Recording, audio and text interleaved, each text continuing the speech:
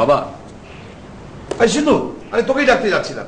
এই দেখ, আমি আমার পার্টি ম্যানিফেস্টোর জন্য এই দুটো লাইন লিখেছি। এই দেখ তো কেমন হয়েছে। এই যে, ব্যানানা পার্টির পক্ষ থেকে শ্রী সিদ্ধেশ্বর মুকুটি জিতলে আপনাদের দেবে সুখ, শান্তি, উজ্জ্বল ভবিষ্যৎ আর অনেক ভালোবাসা। তাই মোর আশা, দিন মোরে ভোট, জয়ী হোক জোট। কি বেড়ে হয়েছে না? আমি এর থেকে বেটার কিছু বলছি, লিখে নাও। হ্যাঁ, তাই ভালো। তুই তো আমার থেকে বিদ্যুতেও বেশি। বল বল বল বল বল। ভোটে জিতে দেব সুখ, দিয়ে যাব শান্তি, হ্যাঁ বহু বহু শিল্প দেব, জুড়বে যে প্রাণটি। হ্যাঁ, জিতে ভোটে ব্যানানা পার্টি দেখাবে যে কলা, বলা আর সিদ্ধেশ্বর মুকুটি কাটবে তার নিজের ছেলের গলা। ছেলের গলা? হ্যাঁ, জানতে পারছিস? সিরিয়াসলি বল। যেটা বললাম সিরিয়াসলি বললাম, তুমি মনে যেটা ভাবছো আমি মুখে সেটা বললাম। তুই কি বলছিস কি শুধু? ওই স্পেশাল স্পটের লোকেরা তোমার সাথে আজকে দেখা করতে আসেনি? হ্যাঁ, এসেছিল আমি যখন বেরোচ্ছিলাম তখনই। কি বলেছো ওদের?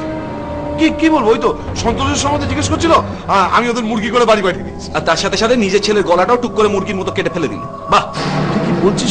আমি কিচ্ছু বুঝতে পারছি না। কিন্তু আমি পুরোটাই বুঝতে পারছি বাবা। পুলিশের সামনে বেগতিক দেখা মাত্র তুমি আমাকে ফাঁসিয়ে দিলে। তুই ওই ঢপের কথা বিশ্বাস করলি? পুরা বললো তাই বিশ্বাস করলাম। তুই বাবার কথা বিশ্বাস করলি না, এই দুটো টিকটিকির কথা বিশ্বাস করলি? বাবার কথা তো বিশ্বাস করেছিলাম, কি লাভটা হয়েছিল? 6 মাসের জন্য জেলে বসে। এই, তার কারণ কি তুই খুব ভালো করে জানিস। শুধু সামনেই ছিল অ্যাসেম্বলি ইলেকশন। আর এবারে কারণটা কি সেটাও আমি ভালো করে জানি বাবা। সামনে আছে পার্লামেন্ট ইলেকশন। তুই তখন ওই ছেলেটাকে হাফ মার্ডার করে ফেলেছিলি। তোকে জেলে না ঢোকালে এই জীবনে আমার আর এমএলএ হওয়া হতো না। আর নিজে ভোটে জেতার জন্য নিজের ছেলেটা মেরে দিলে। বাহ, অসাধারণ। বাজে বকিস না শুধু।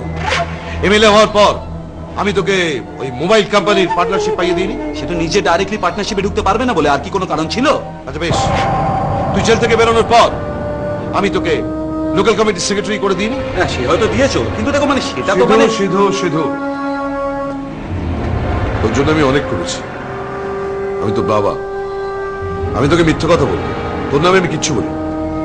তার মানে ওই দুটো লোক আমার সামনে এসে তোমার নামে বেমানুন ঢপ দিয়ে চলে গেল। শুধু আমাকেও বললো যে আমি সিদ্ধেশ্বর মুকুটি, আমি নাকি প্রলয়। তুই ভাবতে পারিস? এই, তুই ওরম ভাবে আমাদের তাকিয়েছিস কেন?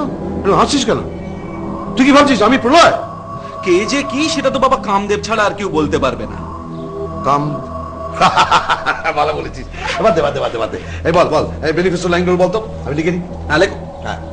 ভোটে জিতে সিদ্ধেশ্বর দেবে অনেক টাকা, টাকা তাতে আপনাদের সবার পকেট হয়ে যাবে ফাঁকা। ফাঁকা? ফাঁকা? ফাঁকা? হ্যাঁ।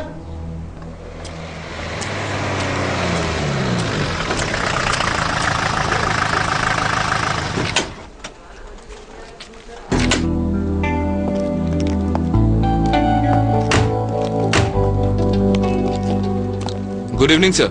ইভিনিং। একটু কথা ছিল আপনার সঙ্গে। বলুন। আমাদের যে একটু সময় লাগবে স্যার। চলুন আমার ঘরে চলুন। না, আপনাকে দেখে একটু টায়ার্ড লাগছে। আপনার একটু রিফ্রেশমেন্টও দরকার তো। হঠাৎ? না মানে আমরা পুলিশ অফিসাররা কাউকে কাউকে রিফ্রেশও করতে পারি, আবার এন্টারটেইনও করতে পারি। Please sir. আসুন। একটা বউ, একটা বন্ধু, এই দুটোকে যদি একসঙ্গে ম্যানেজ করা যায় লাইফটা অনেক চার্মিং হয়, জানো তো? কি করছেন ক্লাসেসে খাতা দেখছেন নাকি? হ্যাঁ। কি হবে, কি লাভ?